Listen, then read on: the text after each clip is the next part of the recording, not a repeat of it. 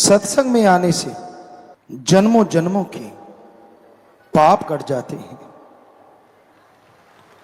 सत्संग में आने से इंसान को खुद का मूल्यांकन करने का तरीका मिल जाता है। मैं कैसा हूं, मैं क्या करता हूं, क्या गलत है, क्या सही है, क्या करना चाहिए और क्या नहीं करना चाहिए। और कोई कह दे तो इंसान बुरा मान जाता है कि मुझे बुरा कहा तो कहा क्यों, मुझे रोका तो रोका क्यों। लेकिन जब संत सत्संग सुनाते हैं, सच्ची बात बताते हैं, तब इंसान को पता चलता है कि मेरे में ये कमियां और ये अच्छाइयां हैं। क्योंकि संत किसी का नाम लेके नहीं कहते, वो सांझी बात कहते हैं। पता सबको चलता है कि मेरे में ये कमियां हैं, मेरे में ये कमियां हैं। कोई मान के उनको दूर कर लेता है और कोई ढीठ बेशरम बन के फिर से वही काम करता रहता है। फर्क क्या होता है फिर? एक बंदा वचन सुन के अपनी कमियां दूर कर लेता है तो मालिक के प्यार से अंदर बाहर से माला माल हो जाता है। उसका मन उसे कभी भी तंग नहीं करता। किसी गम चिंता में वो डरता नहीं, थकता नहीं, ऊबता नहीं। जिंदगी नीरस नहीं होती। कहने का मतलब एक दूसरा होता है, सुनता है, हां जी करता है, लेकिन सिर्फ जी हजूरिया, सुना समझा, मानने के नाम पे फिर वहीं का वहीं। ऐसे इंसान का मन बार बार हावी होता रहता है। परेशानियां, टेंशन उसकी बनी रहती है। बेवजह, बिना वजह वो दुखी परेशान होता रहता है। तो फकीर राम की बात सुनाते हैं, जो सुन के मान लेते हैं उन्हें अंदर बाहर कोई कमी नहीं रहती, और जो हां जी करके मानते नहीं, फल उन्हें भी सत्संग में बैठने का मिलता है, पर अगले जहां में आत्मा को, इस जहां में वो खुशियां हासिल नहीं कर पाते। तो सत्संग में संत ऐसे कौन से वचन कहते हैं जो मानने चाहिए? आप रूटीन बनाओ। आप रोजाना क्या क्या करते हो, क्या क्या करना चाहिए। रोजाना, अगर रोजाना आप ऐसा करते रहोगे और उस रूटीन में, दिनचर्या में राम का नाम शामिल जरूर कर लो। 5 मिनट, 7 मिनट, 10, 15 मिनट, आधा घंटा, बाकी टाइम जितना ज्यादा देना वो आपकी इच्छा। तो आप वो टाइम निश्चित कर लो। खुला टाइम रखने से राम का नाम नहीं जपा जाता। जिस टाइम राम नाम जपना होगा, 1000 कार्य और आ जाएंगे। अगर फिक्स है कि हाँ भाई सुबह 5 से लेके 10-15 मिनट, आधा घंटा मैं जाप करूंगा, तो नेचुरली आप जाप भी कर पाएंगे और राम नाम का फायदा भी उठा सकेंगे। खाना खाते हैं आप, सुबह उठते आदत होती है, कई चाय के बिना उठते ही नहीं, और नाश्ता खाना खाते हैं, दोपहर का खाना, रात का खाना, चाय दूध जो भी चलता रहता है, सबके लिए आपने टाइम फिक्स कर रखा है। तो राम नाम के लिए क्यों नहीं? तो ईश्वर की भक्ति के लिए टाइम देना बहुत जरूरी है। शाम का समय भी फिक्स करो। अगर आप ज्यादा बिजी हैं तो सोने से 10 मिनट पहले जाप कर लो, आधा घंटा पहले जाप कर लो।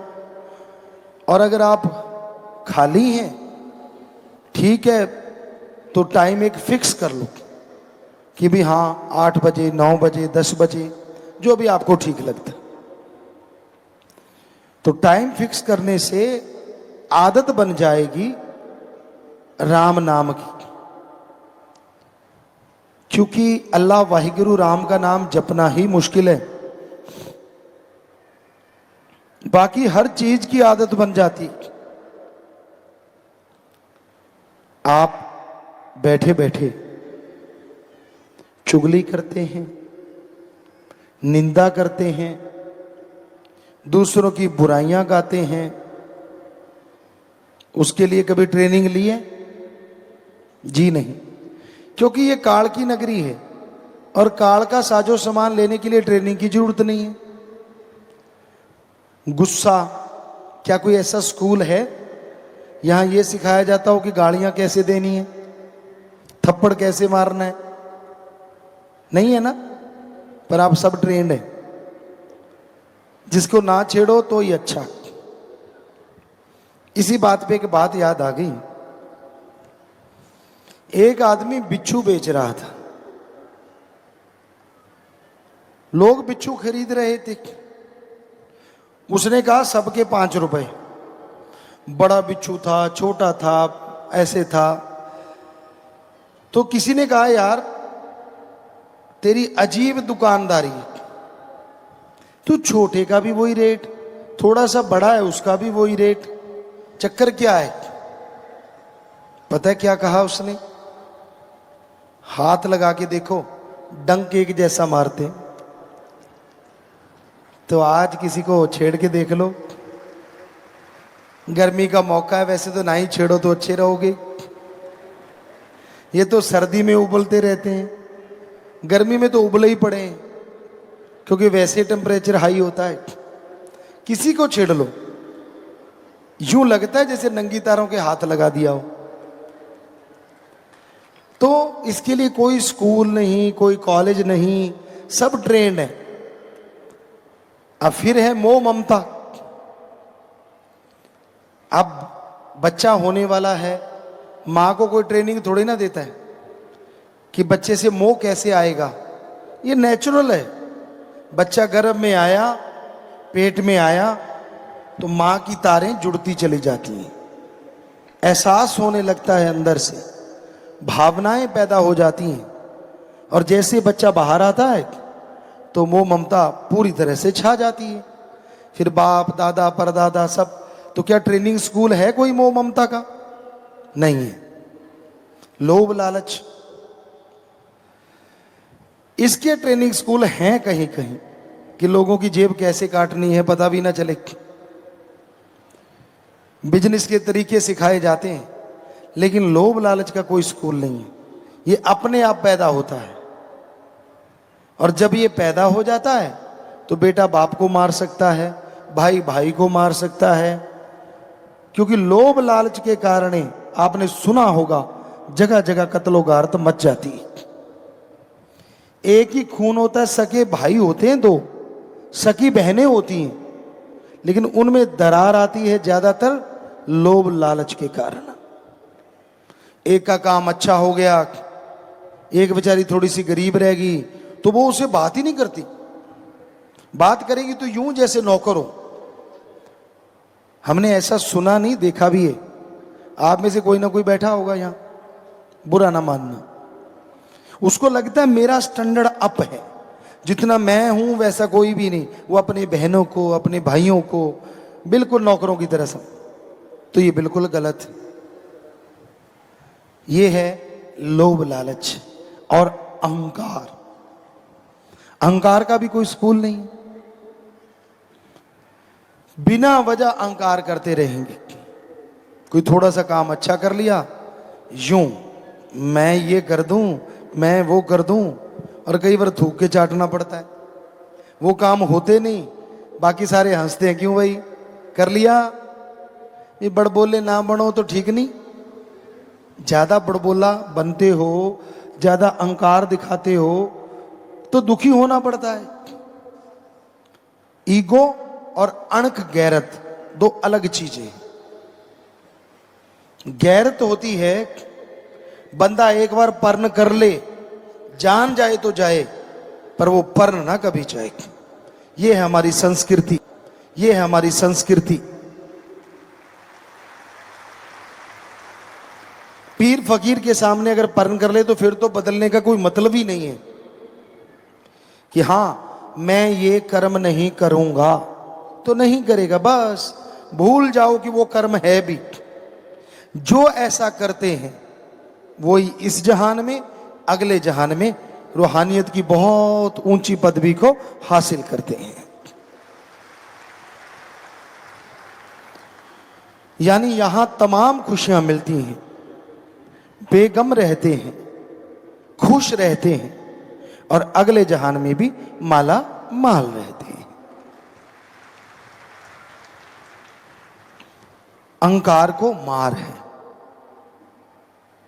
जो कोई अहंकार करता है उसे मार पड़ती है। कभी भी आप देख लो, पानी जो होता है वो टीलों के ऊपर नहीं बल्कि नीची जगह आके इकट्ठा होता है। पहाड़ों की चोटी पे नहीं रुकता, नीचे बनी झील पे भर जाता है। फल जितना ऊंचा होगा पेड़ को क्षति उतनी ज्यादा होती है, क्योंकि उसको तोड़ने के लिए लोग कभी पत्थर मारते हैं, कभी कुछ मारते हैं, या आजकल नई टेक्निक आ गई, लेकिन पुरातन समय में पेड़ की टहनियां ज्यादा टूटती थी फल जितना ऊंचा होता था, और झुका हुआ फल लोग आराम से आसानी से तोड़ते थे, पेड़ की टहनी भी नहीं टूटती थी। तो अहंकार को मार है। अहंकार ना किया करो। कमियां खुद में होती हैं, निकालते आप अल्लाह वाहिगुरु राम में है। सो कमी कभी भगवान में हो ही नहीं सकती। आदमी गलतियों का पुतला है, इसमें कोई दो राय नहीं, लेकिन आदमी की ईगो, अहंकार ऐसा होता है वो अपनी कमी नहीं मानता, संतों में, भगवान में कमियां निकालता रहता है और पापों का भागीदार बनता चला जाता है। इसलिए अपने गिरेबान में देखिए, चारपाई के नीचे कहते ना निगाह मारनी चाहिए, दिए तले अंधेरा। दूसरों को ज्ञान देने से बेहतर है पहले खुद उस ज्ञान में डूब के अपने आप को पवित्र बना लो, फिर दूसरों को ज्ञान दो। आजकल ये बातें आम होती हैं, बात पे बात ख्याल में आ गई। जहाज में बैठते हो आप, कभी ध्यान दिया आपने, वहां एक अनाउंसमेंट होती है कि ऑक्सीजन की कमी आ गई तो मास्क बाहर आ जाएंगे। किसी और के मास्क चढ़ाने से पहले खुद का चढ़ा लो। तो वही बात है, किसी और को ज्ञान देने से पहले पहले खुद अमल कर लो, फिर दूसरों को ज्ञान देना। अगर खुद अमल नहीं करते, अगर खुद आप ज्ञानवान नहीं बनते, तो दूसरों का ज्ञान देने का कोई फायदा नहीं होता, क्योंकि जब वो आप में वो कमियां देखेगा तो वो भी बदल जाएगा। इसलिए संत ज्ञान बताते हैं, क्योंकि गुरु की कृपा से, सतगुरु की दया में, रहमत से सतगुरु उनके अवगुणों को उनकी बुराइयों को 100% साफ कर देता है और फिर वो ज्ञान देते हैं, भक्ति करते हैं, तो जो भी कोई उनकी बात मानता है उसके अंदर बाहर माला माल होता चला जाता है। पर गुरु एक ही होता है, गुरु की डार नहीं होती। थोड़ा सिमरन करने लग गए, थोड़ी भक्ति करने लग गए, इसका मतलब ये नहीं होता कि वो गुरु बन गया। गुरु की निगाह में तो सिर्फ गुरु को देखो, उसका बराबर किसी को दर्जा मत दो। अगर ऐसा आप करते हो तो भक्ति कटती है, क्योंकि गुरु पैसा नहीं लेता, गुरु चढ़ावा नहीं लेता, गुरु धर्म जात मजहब के नाम पे लड़ाता नहीं, गुरु कभी किसी को गलत रास्ते पे चलाता नहीं। तो इसलिए गुरु को मानते हो अच्छी बात है, पर गुरु की भी माना करो, ये सबसे अच्छी बात है। सिर झुका देना, सजदा कर देना, ये रीत है, ये इज्जत करने का एक तरीका है। लेकिन वचन मान लेना, ये रूहानियत पे तरक्की करने का तरीका है। दोनों का एक साथ होना जरूरी है, क्योंकि अगर सत्कार नहीं भगवान के लिए तो भावना पैदा नहीं होती, और भावना नहीं तो बिना भावना के किया गया सुमरन किसी काम का नहीं। जब आप राम का नाम जपते हो तो राम में ध्यान दिया करो। सत्संग में बैठे बैठे लोग अपनी निगाह को घुमाते रहते हैं। अब आपकी आंखें हैं, जितनी मर्जी घुमाओ, लेकिन ये आंखों की एक गड़बड़ है। जिस चीज को देखती हैं उसका मोह पैदा कर देती हैं। फिर आप देखना शुरू कर देते हो, ये कौन है, ये कैसा है, ये ऐसा होगा फिर वैसा होगा, अच्छा ये मुझे देख रहा है या देख रही है। तो आपके हाव भाव बदल जाते हैं। आप थोड़ा सा यूं करके बैठते हैं, अच्छा क्यों, तेरे पर निकल आए क्या? अरे भाई, जैसा तू है वैसा ही अब है और वैसा ही रहेगा, कुछ अलग से नहीं हो गया तेरे। हमने देखा है बच्चे मूंछों पे हाथ मारने लगेंगे या शर्ट को सही करने लगेंगे कि यार मेरे को देखे जा रहा है, मेरे में कुछ है। तो असलियत में ये एक कुदरत ने बनाया था, नर मादा एक दूसरे के प्रति आकर्षित होना कुदरत का नियम था। लेकिन उस नियम को संतों ने और नियम बना के भावना में मढ़ दिया। पति पत्नी की भावना, बहन भाई की भावना, बाप बेटी, माँ बाप और दादा दादी। तो ये खास करके हमारे देश में उसी आकर्षण को भावनाओं में बदल दिया। अदरवाइज तो पशुओं की तरह सिर्फ एक ही स्त्री पुरुष की भावना रहती। लेकिन संतों का जितना धन्यवाद करें, जितना शुक्राना करें, उतना कम है कि उन्होंने भावनाओं को एक नाम दे दिया। अट्रैक्शन को, वो जो आकर्षित होते हैं एक दूसरे के प्रति, उसकी एक नाम रख दिया। तो होता यही है कि हम जब देखते हैं तो हमारी भावनाएं उसका रूप ले लेती हैं। लेकिन कई लोग ऐसे होते हैं जिनकी भावनाएं बेलगाम होती हैं। वो जिसको भी देखते हैं बस एक ही भावना होती है, काम वासना, गलत सोच, नेगेटिव थॉट्स, हर टाइम वही भावना चलती रहती है। इससे तंग आने की जरूरत नहीं है, इससे परेशान होने की जरूरत नहीं है। बस सुमरण करके रोज प्रार्थना करो कि भगवान मेरे में आज जो भी नेगेटिविटी आई, गलत भावना आई, वो कभी आप किसी को कहते हो कि इसका ये हो जाए, उसका वो हो जाए, तो उसके बारे में बोलो कि मेरे ऐसे सोचने से कभी किसी का बुरा ना हो, मेरा गलत सोचने से वो गलत काम ना हो। बस 5 मिनट सुमन कर लो, सारे दिन के पाप का पत्ता साफ। कितना आसान तरीका है। 2 मिनट कर लो, करो तो सही। तो आप भावनाओं को शुद्ध कर सकते हैं, विचारों का शुद्धिकरण कर सकते हैं थोड़े से समय में। भावना शून्य इंसान कभी नहीं होता। राम, अल्लाह, वाहिगुरु के प्रति कईयों ने कहा, हमसे सवाल किए कि मीराबाई हुई थी और मीरा जी ने भगवान को पति बना लिया, ये भावना सही है? आप एक मीरा की बात करते हैं। जितने संत आए, गुरु पीर पैगंबर आए, ज्यादातर ने अपने आप को आत्मा रूप में भगवान की पत्नी बना के उससे इश्क किया है। आप पढ़ के देख सकते हैं कि भगवान अल्लाह, वाहिगुरु, गॉड, खुदा, राम, तो किसी ने लिखा है महिला, किसी ने कुछ, किसी ने कुछ। तो वो भावना गलत नहीं है, क्योंकि वो ईश्वर मां है, बाप है, सगा है, संबंधी है, यार है, दोस्त है, मित्र है।